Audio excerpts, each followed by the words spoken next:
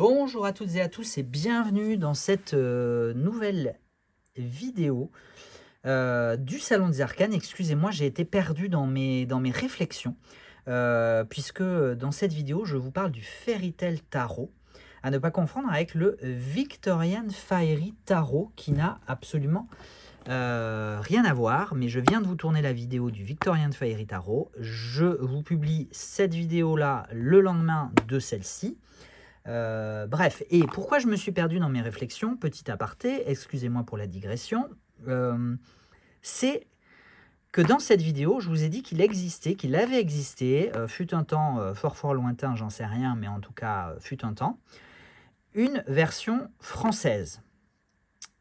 Alors qu'en fait, je pense que la version française qui préexistait, c'était celle-ci, et non pas celle-là. Mais de celle-ci, il devait quand même préexister une version, peut-être française, je ne sais plus. Bon bref, tout ça pour vous dire qu'en gros, je vous ai dit une information dans cette vidéo qui n'est peut-être pas correcte.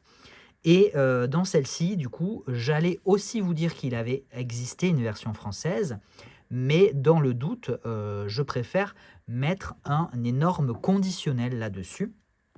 Puisque je n'ai pas potassé mes fiches avant de faire cette vidéo, comme d'habitude, et somme toute, ce n'est pas forcément une information très pertinente, mais tout ça pour vous dire que peut-être, dans un cas comme dans l'autre, il a préexisté une version, et peut-être, dans un cas comme dans l'autre, cette version préexistante pouvait avoir été en français.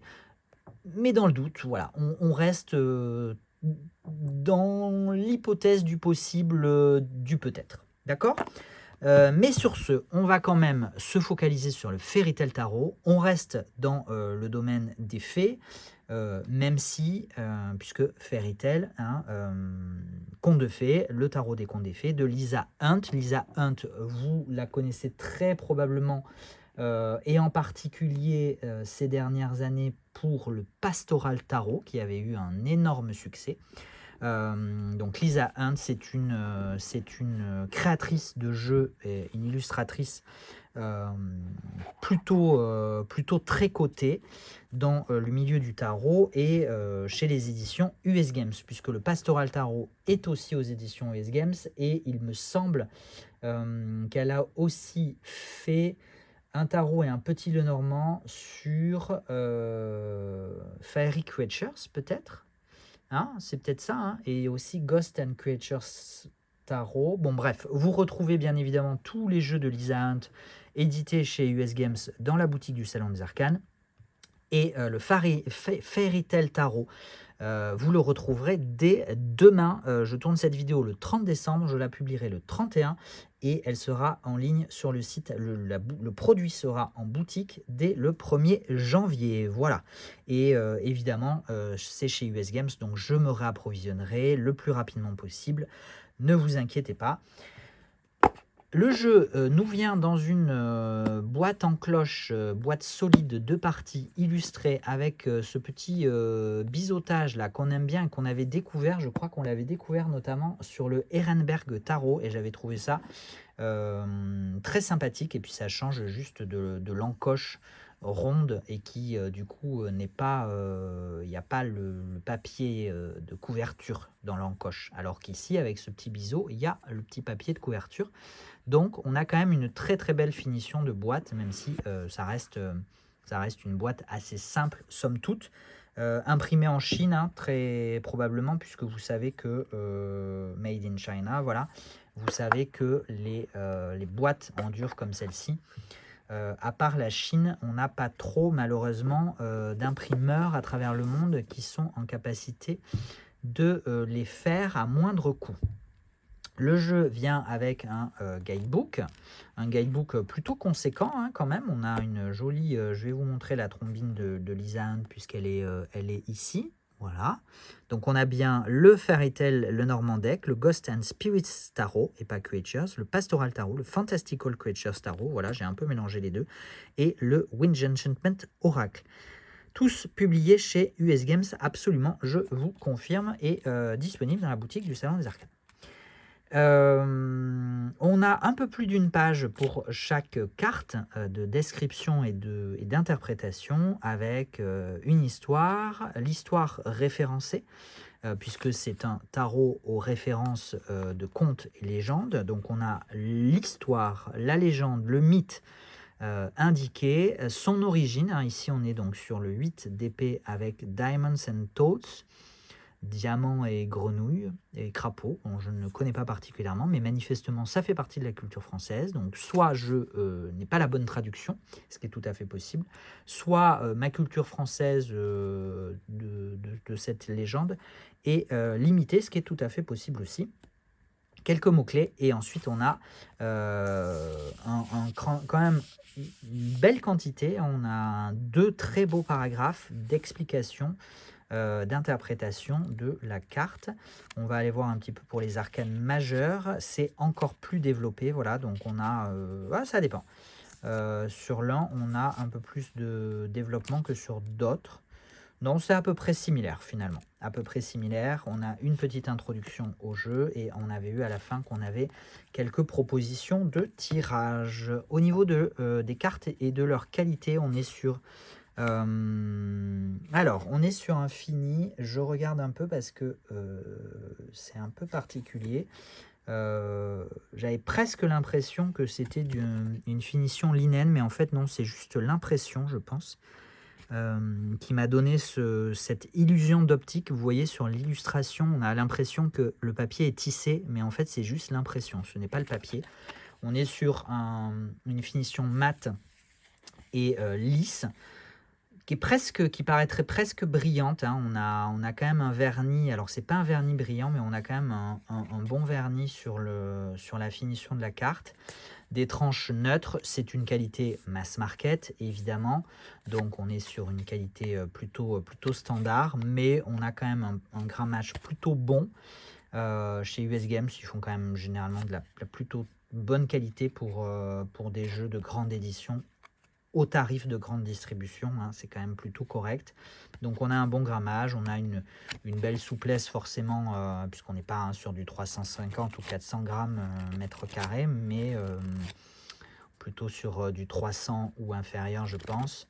Et donc on a une belle maniabilité et de quoi bien mélanger les cartes.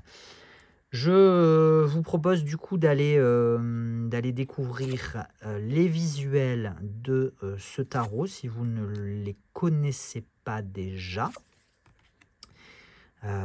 Certaines cartes sont très reconnaissables, permettent en tout cas de reconnaître très facilement le conte ou la légende dont elle s'inspire, l'illustration, l'image.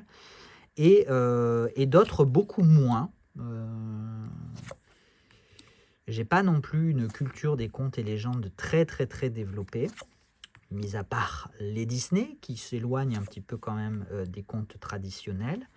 Donc charge à moi ou à vous d'aller compulser le livret pour voir de quel conte il s'agit.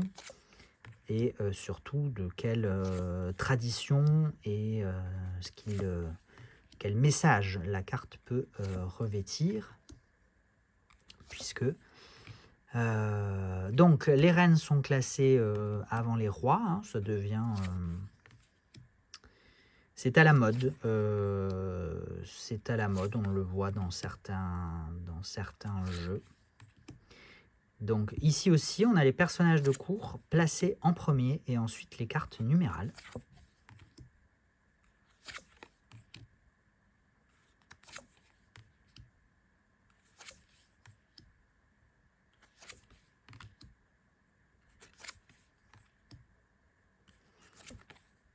Je me demande aussi si on retrouve le même conte, les mêmes légendes plusieurs fois ou non. Ça aussi, j'aurais la curiosité d'aller voir dans le livret.